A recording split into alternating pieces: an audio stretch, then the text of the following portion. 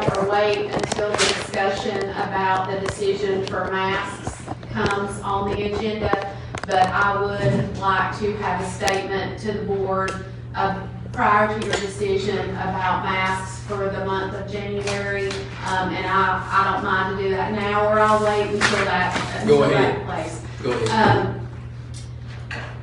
I want to request that the board consider having students and faculty come back with masks for the month of January.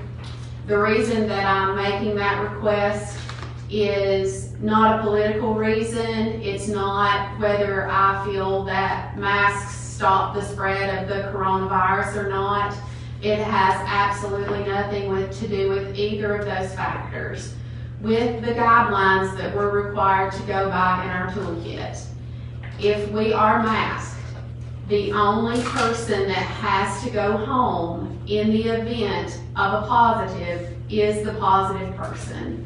It keeps us from having to do quarantining and measuring and all of those things, with the exception of if students eat lunch next to each other. So at this point, with the way that numbers are growing in our state and growing in our community, as principal of Robbinsville Elementary School, my main goal is to have students in school and teachers in school and to have learning continue.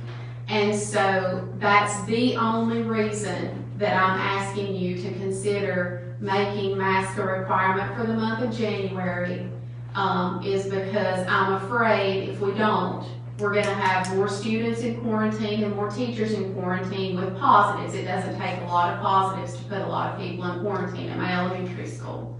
And I'm afraid that we're going to maybe get into some trouble with our numbers of people in quarantine with the way that these positive trends seem to be going. And with the guidelines that we have to go by in our toolkit, the only reason I'm requesting that we come back for masks in the month of January is to keep people in my building. Ms. Hooper, you had, and you may not know numbers specifically, but you had some classes that were, co-classes that were quarantined prior to Christmas. And I've been out of the loop since December 15th, so I don't know anything about numbers, but I do know just from past experiences that it doesn't take very many positive cases at all to have larger numbers of students and teachers in quarantine. And masks help keep that number down, and it helps keep people in the building. And that's the only reason I am asking for the month of January for the board to consider requiring masks, because I want to keep students in the room, I want to keep teachers in the room, I want to keep education moving forward. What is the toolkit? What did you say about the toolkit? I know there's an update, but I guess. Yeah, and you have it in your packet too. Okay, can somebody tell me what the CDC was trying to decide something? Did you get anything? We've got this on the it's on agenda for later. Okay. If y'all want to wait, and we'll talk about it. And I've not been aware of any updates, so they may have changed something, I don't know. But if it is still where unless we're masked, we have to quarantine larger groups of people, that's the only reason I'm asking for the board to strongly consider masks for the month of January. I have some information from the health department, and then our new lead school nurse is here, Miss Trudy Brackett, and there'll be an opportunity. She didn't know she's going to be here, so this is a surprise for her. But when we get to that point, maybe all of us together can have a conversation. Okay. Mr. Nails. So it's going to be a short update. Like I said, not much going on. Let's get back to Christmas break. But our plan is to do our second round of assessments. When we get back, the iReady assessments, which is our universal screener we do, will be the week of January 14th. We'll do NC check-in 2 the last week in January, and kind of get the mid-year stuff wrapped up with our testing. We've got several kids that are becoming the new classes with their electives, changing after Christmas break, which is kind of new for middle school the past couple of years. We're excited about that. Kids are looking forward to having new classes when they come back, and some new experiences and teachers. As far as sports go, wrestling season is over. for middle school. They finished up before Christmas break. We had had several conference champions, individual, and the team won the championship as well. Basketball is wrapping up. We got 3 regular season games left, and then our tournament for middle school basketball will be done. Spring sports will be starting up in February with the first baseball and softball games on March 15th. And that's pretty much middle school. You want me to talk about construction now while I'm at it? There's an opportunity to talk about that in just a few minutes. Now, did you say that the middle school wrestling won the conference? Yeah, the team did. Okay, thank you. Okay, is that all that's here to do that? Because the rest of you are on the agenda. Okay, fiscal year 21 audit presentation. Mr. Green. Today, we have with us Adam Stewart. He's with Anderson, Smith and White. He's here to present our fiscal year 21 audit. In front of you, you have a blue notebook, and there's a letter on top of that. Those are the 2 documents that you'll be using to go over the findings in our audit. Appreciate it. Good morning. Good to see everybody again. Before you, you have a 3-page letter addressed to the board. This is just to inform you that the audit went as planned. The Board of Education is the governing body that actually hires us to conduct the audit of management. So again, that 3-page letter is addressed to the board, letting you know the audit went as planned according to our engagement letter. We had no difficulties with management. We had no disagreements on how to apply accounting principles. There were no new accounting principles to apply because all those have been delayed until 2022, and no unusual differences or errors. So again, just a kind of an overview letter letting you know that the audit went fine. I'm going to go over some pages in the 70-page bound notebook here. I like to point out kind of some of the most important numbers because there's a lot of information here. And there's actually a tale of 2 financial statements within this. There's fund accounting and then there's net position. So as management and the board, what you want to focus on is fund balance. Your assets like cash and receivables and your liabilities like installment pay, payables to get to fund balance. On top of that, you add assets like the value of your buildings, the cost of your pension liabilities, and that creates a net position. So when you read through here and you see the net position went up $1 million or went down $1 million, that doesn't tell the tale of what you have in fund balance. So when you construct a 6th grade addition for $7 million, your net position is going to go up $7 million because you acquired a new asset. That doesn't affect fund balance because that's paid for by lottery. You get $0 of fund balance out of that, but $7 million of net position. So the first couple pages, 10 pages, is like a discussion and analysis that goes over both net position, which we care about as accountants, which are required. I mean, there's nothing in here that's not required, unfortunately. So, and these are only going to get bigger over time. That's just the way of the world. So I really wanted you to focus when you read on that fund balance. So if you want to turn to page 1, page 1 is the opinion letter. So we're hired to issue our opinion on these statements. And page 1, the bottom of page 1, the opinion paragraph basically states that in our opinion, these financial statements are accurate. This opinion paragraph is what's considered a clean, unmodified opinion letter. So this is the first of 4 letters found within this booklet, and this is the opinion over the financial statements that we believe that these are accurate. So again, while there's a ton of information in here, if you turn to page 13, this is Exhibit 3. Exhibit 1 and 2 detail that net position. They show a balance sheet and income statement based on that net position. And again, that doesn't really give a good indication of the financial health of the district. So Exhibit 3 is where the fund statement starts. So page 13 is a balance sheet of all of your governmental funds. The first column is your general fund. Your total fund balance in that fund is $13,689. That is essentially zero. You have zero fund balance in local.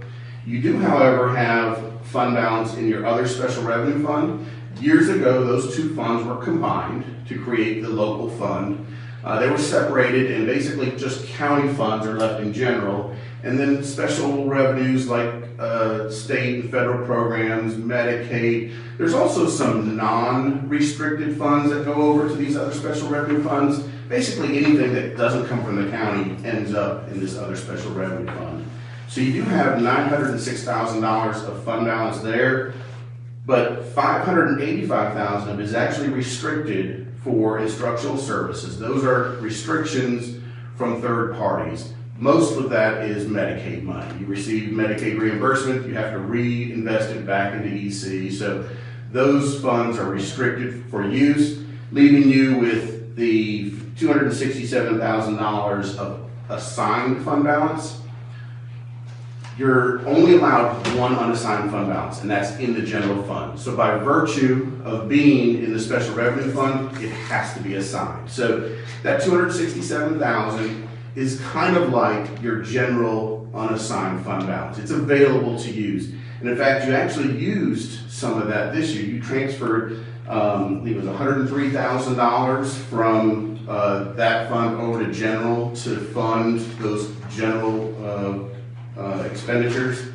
Yeah, $103,000 was transferred from that other special revenue to general fund just to cover those general expenditures. So you're utilizing that fund balance to fund operations. So and you have $267,000 left. That's a low number. It's a very low number. This has been an issue for years. Your county appropriation, I think, was low for years. It was stagnant, didn't change for years and years. And even once you've gotten the increase, it's still been the same amount for a couple of years now. And that's just a difficult trend when costs are going up. Salaries, expenditures, retirement benefits, the amount you have to pay for every dollar of salary into the retirement system goes up. So for every locally funded teacher, that's more money out of local funds. So you're in a very difficult position with your fund balance, but it's not zero yet. So you still have that other special revenue, $267,000 available. You also have $21,000 in the capital outlay fund and $622,000 at each individual school. Those are the school funds for athletics and fundraisers. Any questions about that balance sheet? Again, those are all your governmental funds. Your two biggest funds, state public school fund and federal grants funds, they don't carry fund balance. Those dollars are use it or lose it, or they carry over in the case of a lot of federal funds, but you receive it as you spend it. So if you turn to page 15, you'll see the income statement, again, for those same governmental funds. That first column, the general fund, you can see that local current expense, $1 million. Your state public school fund, $10.6 million. And your federal grants fund, you received nearly $1.8 million. This year, you received some new funding, non-typical funding related to COVID. Your education stabilization funds, which ran through the federal grants fund, you received $536,000 of that. And your coronavirus relief funds, which are federal funds that ran through the state public school fund, you received $134,000 of those funds. I think those went a long way towards helping you maintain fund balance. We're seeing districts all over the state utilize these funds to help add to fund balance as possible or get out of negative or fund balance or usage of fund balance. These are federal funds. They're not recurring. They have an end date. So at some point, the $500 or the $670,000 that you spent this year with those funds, you'll have to decide which of those continue. And not all of them are reoccurring expenditures, but a lot of them are. And you'll have those federal funds available through 2024 to keep those programs in place, keep those expenditures reimbursed at the federal level.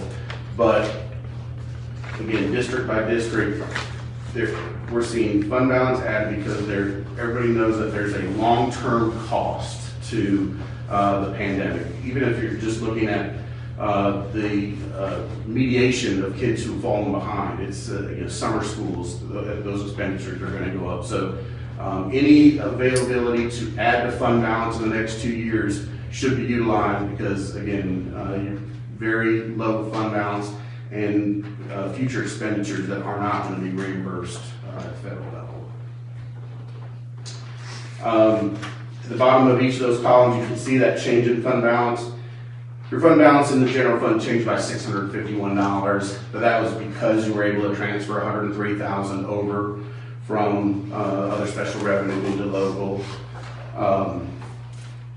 So the other special revenue fund used $6,000 of fund balance, and that's because the $103,000 had to be transferred. If you hadn't transferred that over, you actually would have made money in that other special revenue fund. Again, those funding sources are unique, they're different, they're not from the county. Looking just at this very high level, it appears you need an extra $100,000 from the county every year. I mean, if you had added $100,000 from the county, you would have broken even on your general fund, and you would have added the $100,000 in the other special revenue funds. But those are programs that you receive money for those specific programs. So, again, very high level.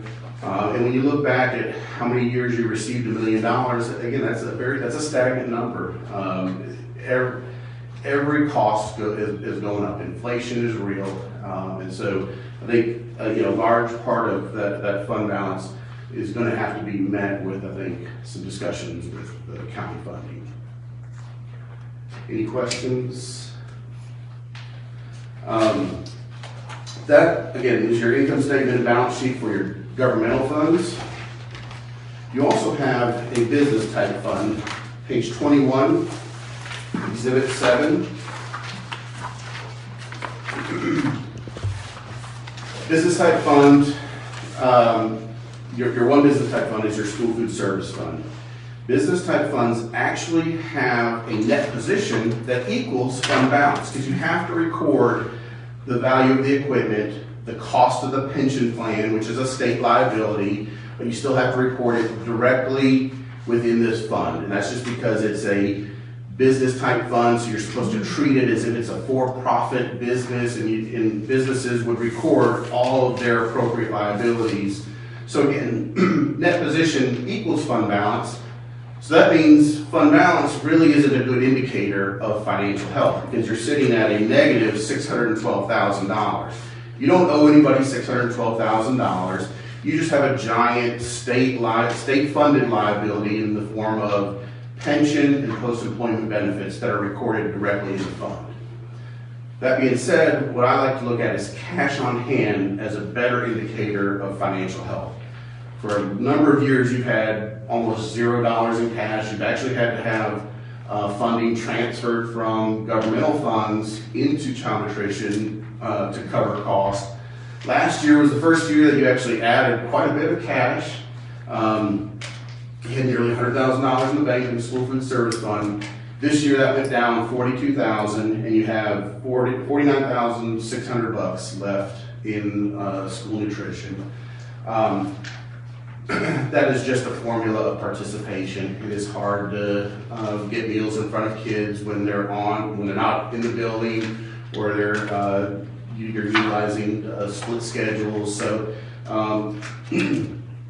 we're seeing a wide variety of profit and loss in school food service funds across the state.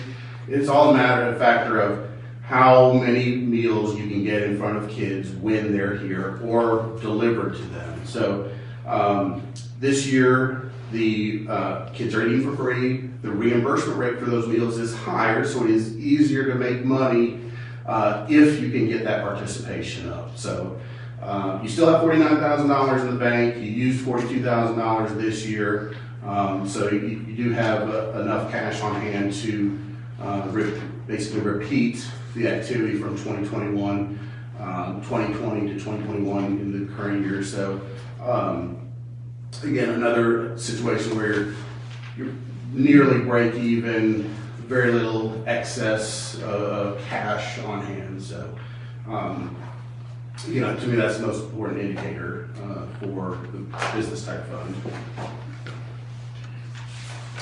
Exhibit 8, the next page, is the income statement for that fund. You can see food sales, $100,000, federal reimbursements, $526,000. One of the good things about the meals, I do think there is some cost savings in the cost of food, but that could easily be offset this year. We're seeing shortages of trays and cost increases. Again, inflation is real, and it hits the supply chain, and 1,000 trays that used to cost $3 might cost $15 now. So there's cost pressures from all sides, salaries and cost of foods happening this year. So again, that reimbursement rate from federal sources definitely helps. It becomes a factor of how many meals you can get in front of kids. Or when you say meals in front of kids, are you saying how many meals the kids actually access when they go through the line, correct? That's right. Yep. Okay. Yep. Or delivered. Or delivered. Or we're delivering. So we really need to encourage our kids to eat in the lunch. Take the tray, eat what they want, and suppose the rest, unfortunately. Yeah. Any questions there? Again, that's your one business type fund. After that, pages and pages of footnotes going over all of these same numbers. Again, there's some budget versus actual. You didn't have any budget violations. All of your accounting policies are outlined, detail on what your fixed assets are made up of, what your receivables are, 10 pages of information about these pension plan and post-employment benefit plans, again, which are really liabilities of the state, but your portion, your very small portion, is still reflected within these statements as required. After all of that, there is the compliance part of the audit, page 60. Page 60 begins the other letters that I mentioned earlier. So we had at the very front, the opinion letter over the financial statements. The next 6 pages, which are 3 letters, are opinions over your internal controls, over financial reporting and compliance, which detailed no significant deficiencies in controls. There's also a letter on an opinion over state compliance with state requirements over the major state programs that we audited this year. And the third letter is our opinion on federal compliance with federal requirements over the major programs that we audited this year. Again, both of those compliance letters, clean, unmodified opinions. We believe that you complied in all material respects with the conditions of each of those state and federal programs. So again, clean audits there. For the year, we audited the Child Nutrition Cluster as a federal program.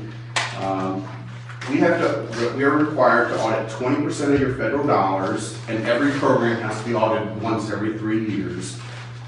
This year, Child Nutrition was audited for compliance, and one of the new COVID dollar, the Education Stabilization Funds, the $500,000 received, we audited that for compliance. So those were your 2 major federal programs. And then on the state side, we have to audit the State Public School Fund every year because that's your major source, $10 million. That has to be audited every year. And then also we picked up your lottery funds as a major program this year for compliance testing. And again, both those federal and state clean, unmodified opinions on compliance. So all in all, a good audit report. You're just at a paycheck to paycheck basis with fund balance. $200,000 really available.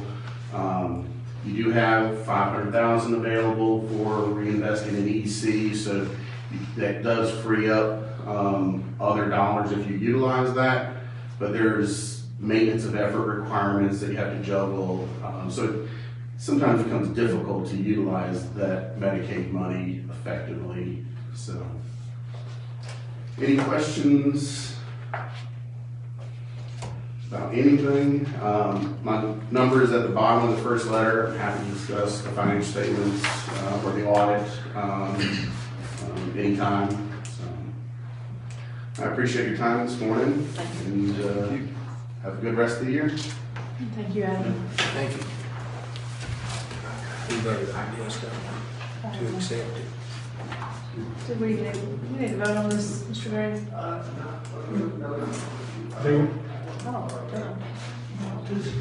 Okay. We do? It's a presentation of the audit, it's not, There's nothing you can it's, disagree with. it's just a presentation of the audit, so I don't think it's anything that requires board approval. Don't need to vote on it. Just a great big thank you to our financial. Well, that's what I was gonna say, that, having a clean audit like that is a representation of a really well-oiled machine with our finance department. And it's Mr. Green and the ladies that help him there, and our directors and principals for that matter. So I appreciate everybody's effort in making sure that we have a clean audit. I do want to note that, you know, I like the way that Adam put that, kind of like on a paycheck-to-paycheck basis. There's still lots of federal money floating around that we're able to do some things that we're not able to do usually. But, you know, my fear is that in 2024, when those monies go away, we're going to be dependent on a lot of those services that are really fine things. And we need to make sure that we're prepared now for that.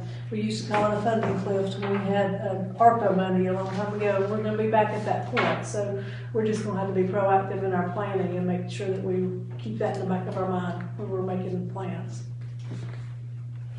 Okay, Mr. Green, fiscal year 22 uniform budget. I do want to say, you know, I'm not going to mention all the names. You know who the people are in our finance department here at this location, individual schools, but and directors as well, that help with these clean audits. And I just want to say I appreciate all their work. They're good people. They work hard. They have integrity, and they take pride in their work. And that right there, those clean audits are an example of their efforts. So I just wanted to recognize all those folks without naming them individually. I do have a uniform budget that I'd like to present. And the uniform budget includes all of our funds.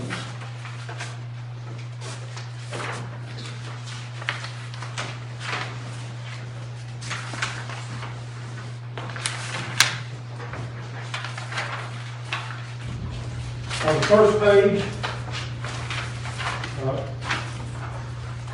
it's just a cover page. All right, if you'll look, please, at the second page. I'm not going to go over this entire page. This is the budget resolution. It says, be it resolved by the Board of Education of Graham County School Administrative Unit, the budgeted expenditures for operating and capital outlay and the revenues on the following pages are hereby appropriated for the operation of School Administrative Unit for fiscal year beginning July 1, 2021 through June 30th, 2022. I just wanted to know what time I wanted to talk about the time frame we're talking about for this budget. If you'll flip to the next page, this is the first page of 8.5 by 14 pages of three of those. If you will scan to the bottom of the page, you'll see something there that says total operating expenditures. I'll go over each fund individually. Column 1 there is the local current expense fund. The total budget is $1,060,000. That includes the $1 million that's been appropriated by the county. 2 columns over is Fund 8. This is where we account for our grants. That's the special revenue fund that Adam was just referring to. So you get the correlation between the two. But Fund 8, total budget there for the grants that we've received is $1,264,529.07. Next column over is the State Public School Fund. This is the largest fund for our budget. Total there is $10,379,162. Next column over is the federal fund. There's a significant increase here. We've received federal funds, the two biggest increases from PRC 171, which is ESSER 2, and PRC 181, which is ESSER 3. That's an increase of about $3 million there between those two sources of funding, but there are several others that are not as significant as that. Next fund over is the Child Nutrition Fund. That budget's always been $1 million for the last several years. We've always stayed within that budget. We've always, as Adam just mentioned, we did build some fund balance last year, or increase our cash, I should say. The next column over is capital outlay. That budget's on the next page. We'll just flip over to that next page, please. If you'll scan across the top column there, you'll see the one that says capital outlay. You'll see there's category 1, category 2, and category 3 projects. Within that almost $4 million is the budget for the 6th grade wing. That's a significant increase in our capital outlay budget. But the total for capital outlay is $4,018,761.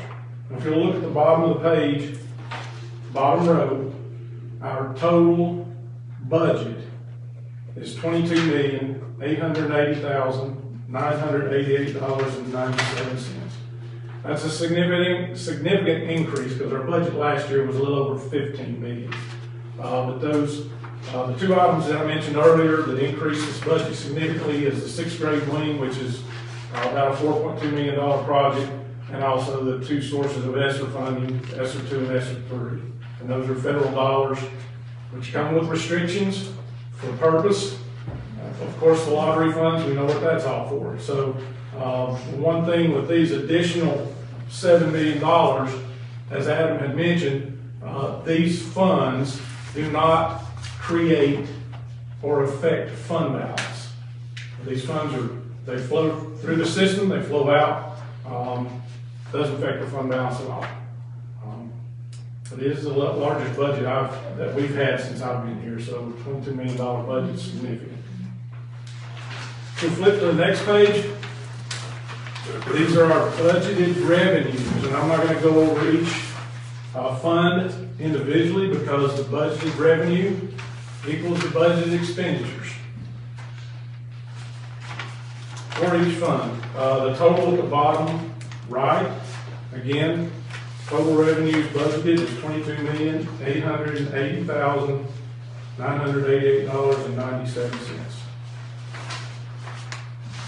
And then the last page is just a certification that Superintendent and I will sign that this is our adopted budget if you choose to adopt this budget today. Mr. Gray, back on local, $1 million, where did the extra come in there?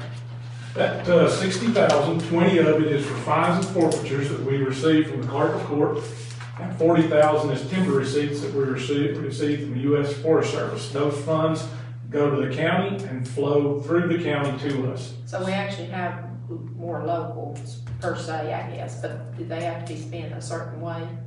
The fines and forfeitures are usually used for safe schools because several years ago we lost the safe schools money. The $40,000 that's budgeted for timber receipts isn't a guarantee because they reauthorize this on a yearly basis.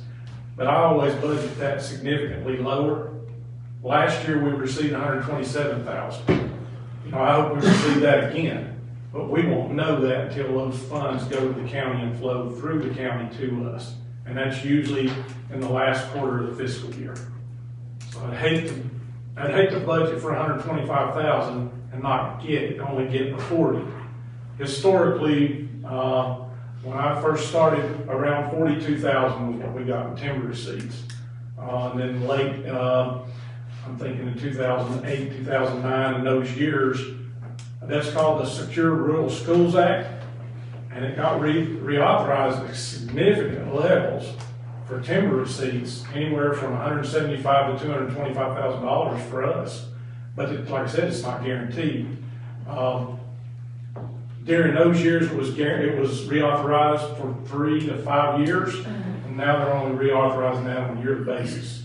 So I don't want to budget anything higher than $40,000 if we're not going to get it.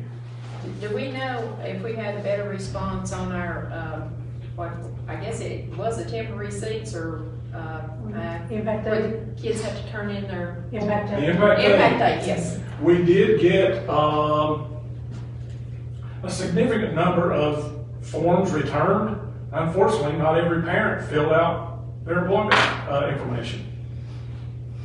If those parents are employed by, say, Harris or Eastern Band of Cherokee Indians, or if they're employed by a construction company that has contracts on federal property in the state of North Carolina, then they can qualify or help us with our impact aid funding. But you just have to get the parents to get involved and at least fill out their employment information. Where does that money go to? What fund does that go into? It's in the Special Revenue Fund. It's in Fund 8.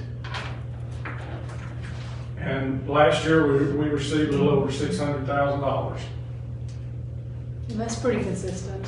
It is, and unfortunately, over the years, with your increase in costs for salary and benefits, especially benefits, plus your operating expenditures in local, you know, like your power bills, water bill, propane, heating fuel. When we expend that $1 million that the county gives us, then those expenditures have to fall over into impact aid or timber receipts. So, you know, that $600,000 that I budgeted, I presented that in April. That's our local budget. Those dollars are already spoken for. So, it would really help, just like Adam said, it looks like the county needs to give you another $100,000, okay? Because remember he mentioned the $103,000 transfer we made out of special revenue into the local. He called it your general fund. That transfer covered the excess expenditures we had in local above the $1 million that the county gave us and above the $127,000 that we got for timber receipts. So really, your local budget is costing about $1.3 million, and we're only getting $1 million from the county. They probably need to know that, if they don't. Well, we made a request last year I for know an you increase did. of 80,000, and they denied that. But you know, we have a great. I think we have a great rapport with our county, at least you know on the finance side. You know, it wasn't that way, you know, 18 years ago. But I'm really appreciative that they did increase that up to $1 million over a 3-year period. But they haven't increased it over the last 2 or 3 years, and we could really use that. You said in a meeting earlier with Impact Aid, you stayed awake trying to figure out how to get these forms in. Did you ever come up with some sort of magic way of getting people to turn these in? You know, it's real. I don't know how you get a parent or a guardian to fill out their employment information. I just wonder if they really know do they really know how important it Parents is? make phone calls, teachers talk about it.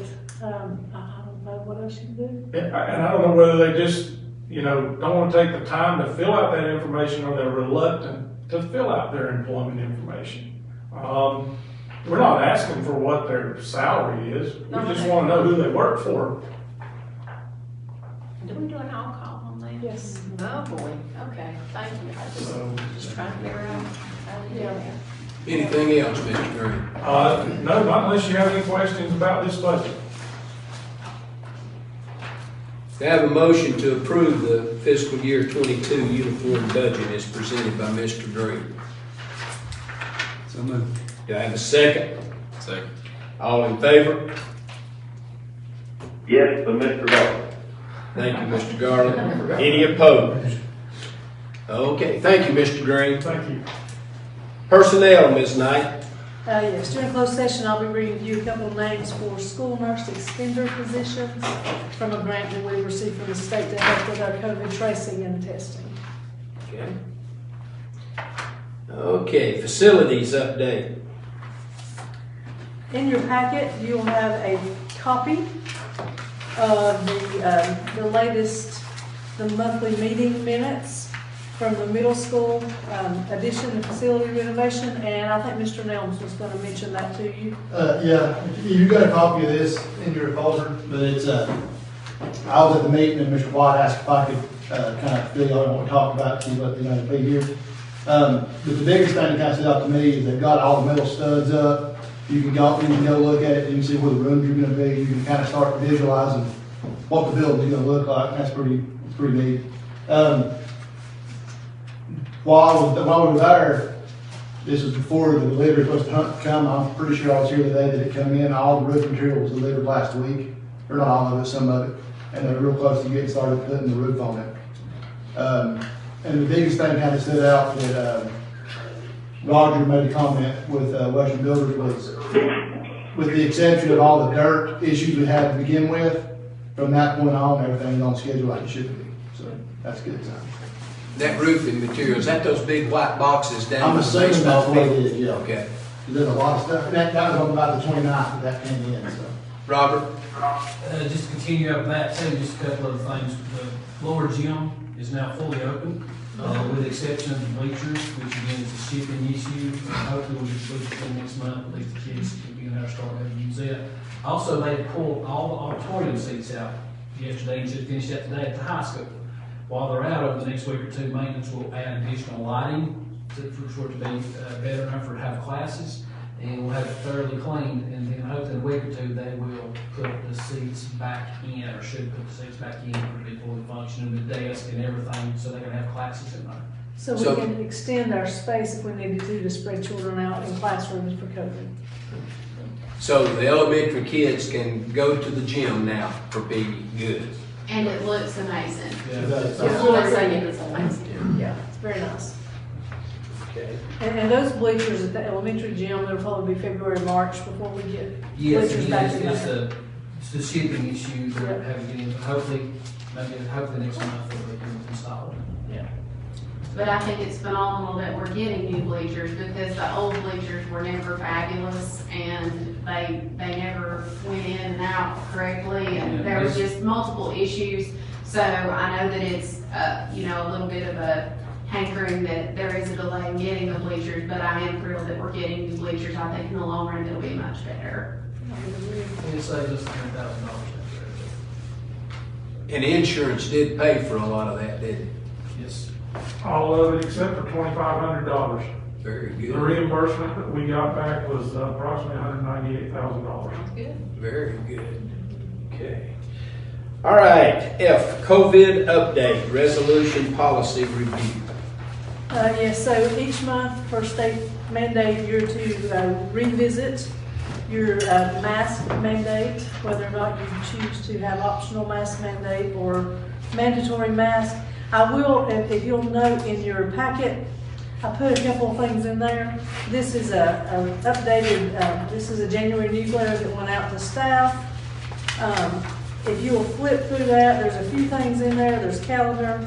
I put some of the attachments that's actually in the newsletter that they can go to electronically. But there is an updated Strong Schools NC toolkit.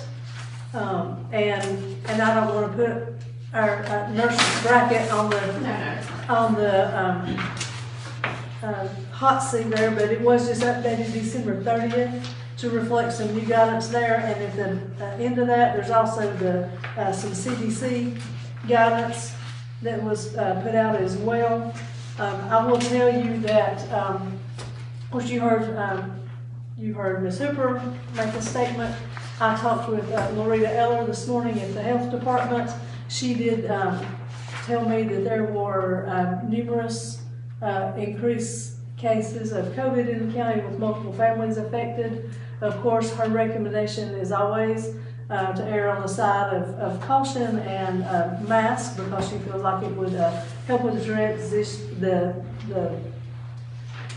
transmission of not just COVID, but also some increased flu activity that she's seeing from her reports.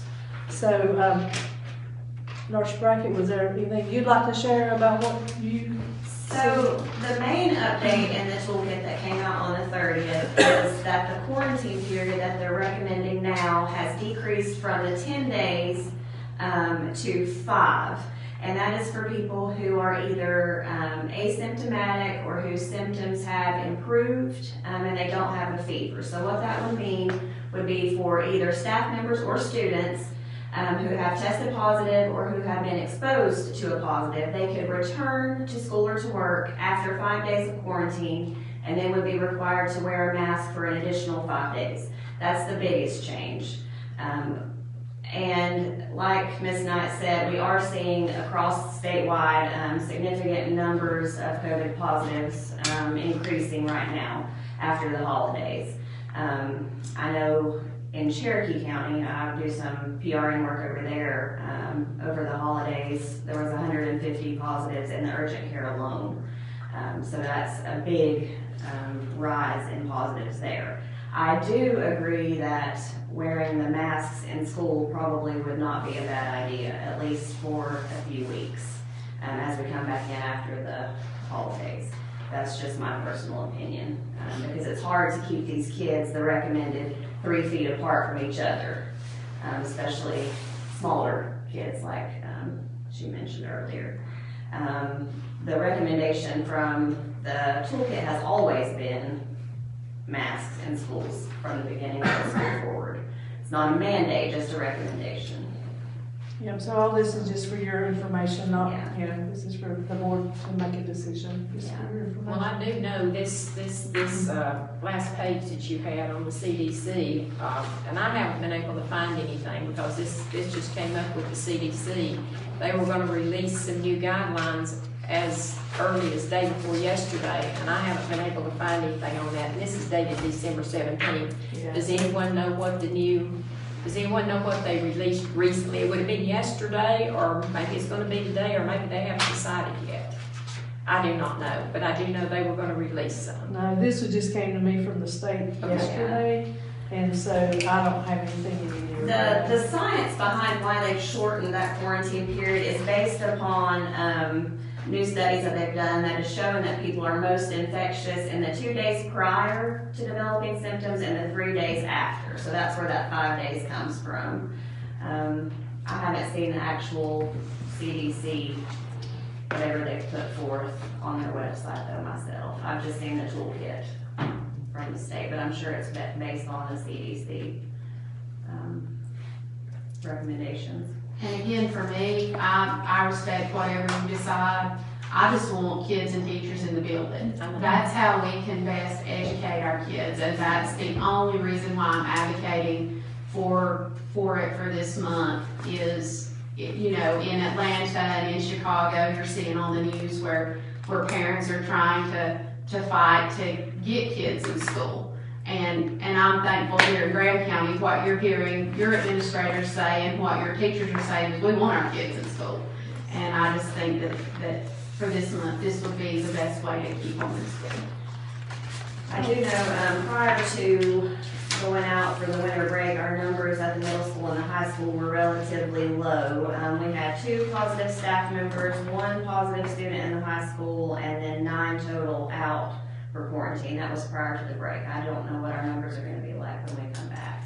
That being said, let me tell you this. I truly believe that schools for this COVID is the safest place for our children, because I'm seeing that study across that is the trend. That schools are the safest place simply because of our protocols that we have for cleaning. And I think our staff does a fabulous job doing that. And what happens is, I know summer school went fine last year with low cases. What happened? Summer school got out. All these people went on vacation. They were all together. They were out of the county. Same thing happened with the holiday. We did see an uptick because people were taking vacations. They were leaving. They were going places. They were traveling. They were together. And I still believe school is the safest place for our kids. That being said, my vote will be to continue, because you can wear a mask if you want to. And it is required on a bus. It is required. That's not anything we can change. But that being said, I would still say we go optional with masks, but that's my say, so there you go. Mr. Chairman, I would say, and I agree with a lot of what you said. I also appreciate what Ms. Hooper and these ladies have said back here. But when you look at it, if you've got a kid infected with the virus, wearing a mask would keep from having to send 90% of the additional kids home.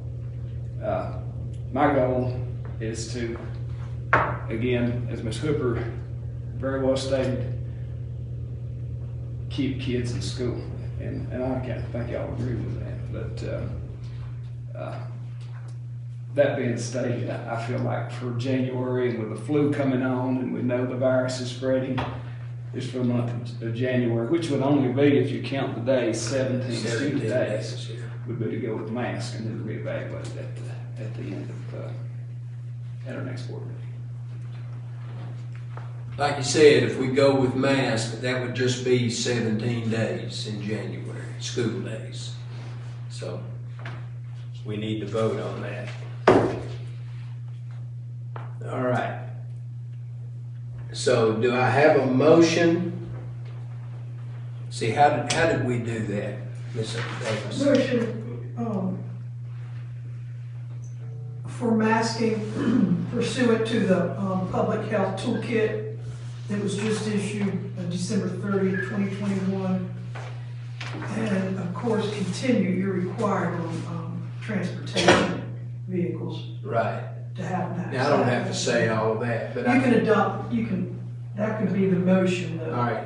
Do I have a motion to adopt the CDC recommendation From the public health toolkit, K-12. from the Public Health Toolkit from December 30th, 2021, to require the students and faculty to wear masks to prevent massive quarantines? Do I have a motion for that?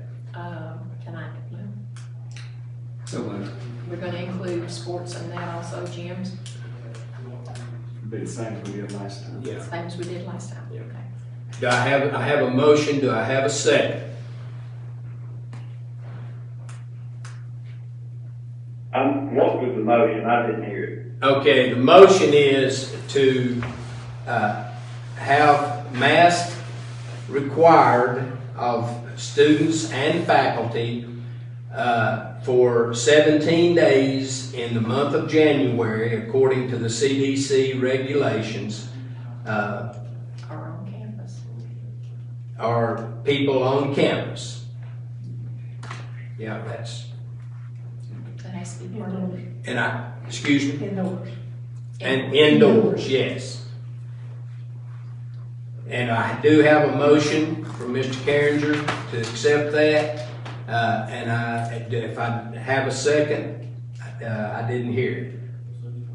I'll second it. I have two of my family with COVID right now, and I would second it just for the month of January, just see where it goes from here. Okay, I have a motion. Until February, is it until your next First. board meeting? Is it- February 1st. Until February 1st. I have a motion and a second. All in favor? Please raise your hands. So I'm assuming, Mr. Garland, is that a yay for you? Yes for me. Okay. All not in favor? Okay, so I have a tie, so that makes me have to vote and break the tie. And I was listening very intently to you, Ms. Hooper, and I know how you love your kids, and I know how interested you are in them, and you've got a bunch. You've got about 800, I think. And so I'm going to vote yay on this for just the month of January until February 1st. Okay? All right.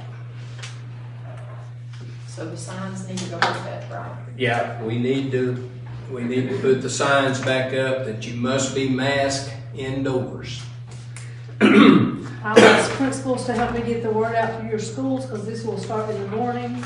I will do an all-call and put it out on our social media as well.